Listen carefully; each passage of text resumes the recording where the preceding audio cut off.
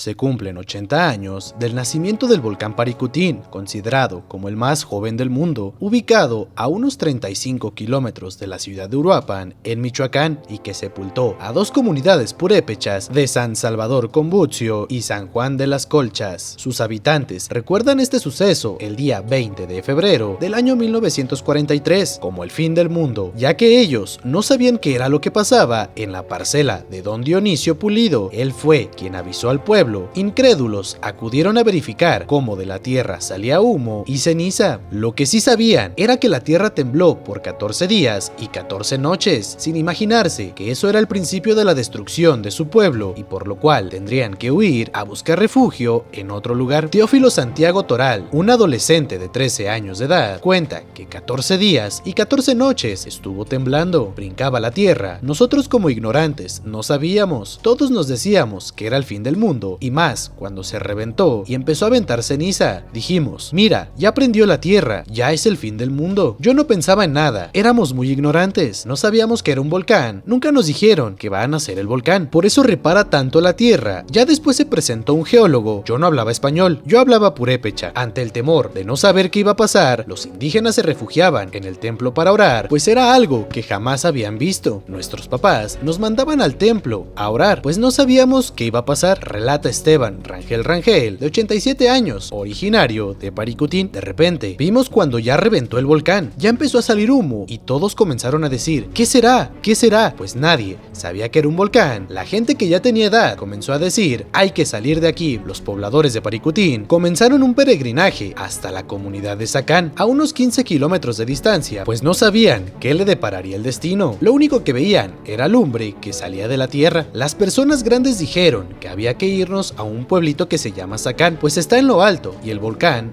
va a sacar agua, y como ahí está parejo, entonces toda la gente se fue a Zacán, ahora perteneciente al municipio de Los Reyes de Salgado. Esa misma noche, cuando se reventó, la gente se fue a Zacán. Nosotros teníamos mucho miedo, pues empezó a sacar humo y lumbre, relata don Esteban, que en ese entonces tenía 8 años. En los primeros días, el volcán Paricutín hacía exhalaciones de lava y piedra. Esto duraría por los siguientes 9 años. Don Esteban Rangel platica que mucha gente pensó, ¿qué es lo que pasa? La mayoría, todos nos fuimos allá, tan miedo que teníamos, no nada más nosotros, sino toda la gente. Así nada más salieron, los papás se fueron con sus esposas, había unos que ni se acordaban de sus hijos. Previo a la erupción del Paricutín, los temblores no cesaban, algunos habitantes se colocaban en el suelo para escuchar a la tierra y tratar de comprender qué pasaba. Solo escuchaban algo que fluía por debajo. Mucha gente así se acostaba para oír, se oía así como agua abajo. Mucha gente, pues no sabíamos ni qué era, nada más oíamos, pues sí, se oía abajo. Hasta esta fecha, 80 años después, algunos de los sobrevivientes, que para ese entonces eran niños o adolescentes, no saben el motivo del por qué nació ahí el volcán. Las versiones del motivo del nacimiento del volcán entre la gente eran distintas, pues nadie sabía con exactitud. Los indígenas creían que era cosa del diablo. Allá en el cerro estaba un horno, la gente habla así nada más. Entonces, la gente de nosotros decía que ahí habían puesto una cruz, y fueron y tumbaron la cruz. Entonces decían, cometieron un error. ¿Por qué tumbaron la cruz? Entonces decían, a lo mejor por eso nació el volcán. Para Pedro Toral García, profesor y cronista, originario de la comunidad de Calzoncin, en el municipio de Uruapan, detalla que las versiones de las y los sobrevivientes, mayores ya a 80 años, es que fue una tragedia comparada con el fin del mundo. Los habitantes de Paricutín estaban perdiendo todo, casa, trabajo, tierras, todo lo que querían, su identidad. Muchos hablan del panteón, se les estaban quedando sus muertitos, el templo, la plaza, los lugares donde jugaban, donde iban a cortar lo que les daba el sostén de vida, las frutas, todo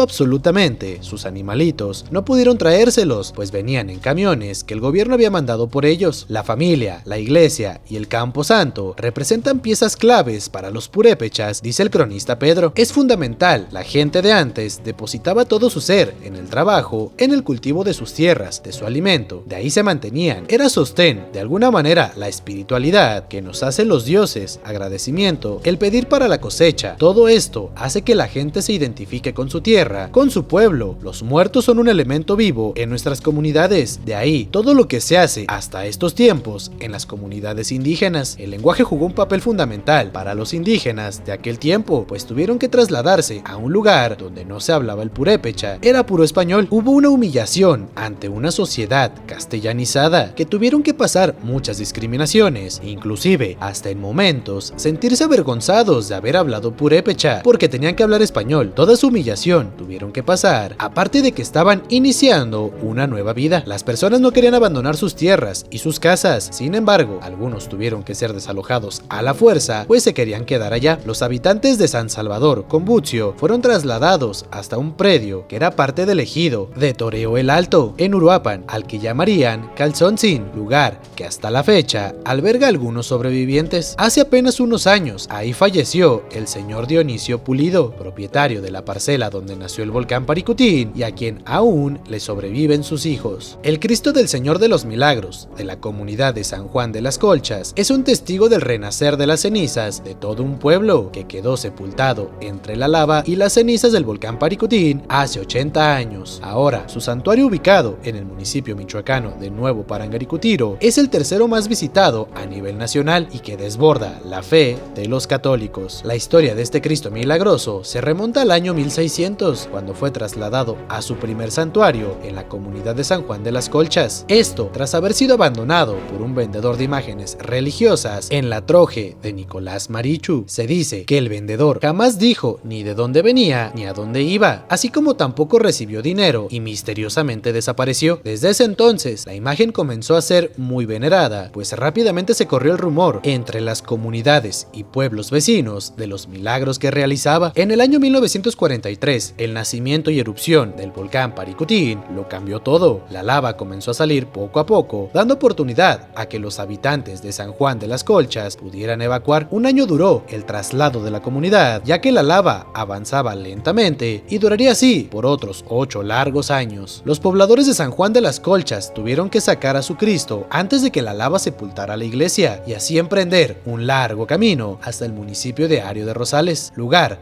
donde estaría al igual que sus habitantes. El 12 de mayo de 1944, los sobrevivientes y su Cristo, así como soldados que dirigía el general Lázaro Cárdenas del Río, secretario de la Defensa Nacional, llegaron hasta la hacienda de Los Conejos, a unos 20 kilómetros. Ahí descansaron para después reanudar su procesión. Cuentan que cuando recibían su peregrinaje, no pudieron levantar al Cristo del Señor de los Milagros. Muchos lo intentaron, incluidos los soldados y Tata Lázaro. Fue así que el entonces expresidente de la República, Lázaro Cárdenas, se acercó a la imagen del Cristo y le dijo: a ver, Señor de los Milagros, ¿ya no te quieres ir? ¿Ya no quieres seguir el camino que llevamos? Ahora nos vamos a regresar y tú nos vas a decir dónde te quieres quedar. Se dice que al volverlo a levantar no pesaba y emprendieron el camino de regreso. Lo colocaron en varios lugares de la troje hasta que llegaron a un sitio de donde no se volvió a mover. Fue ahí que se fundó San Juan Nuevo y se edificó la iglesia del Señor de los Milagros. El volcán Paricutín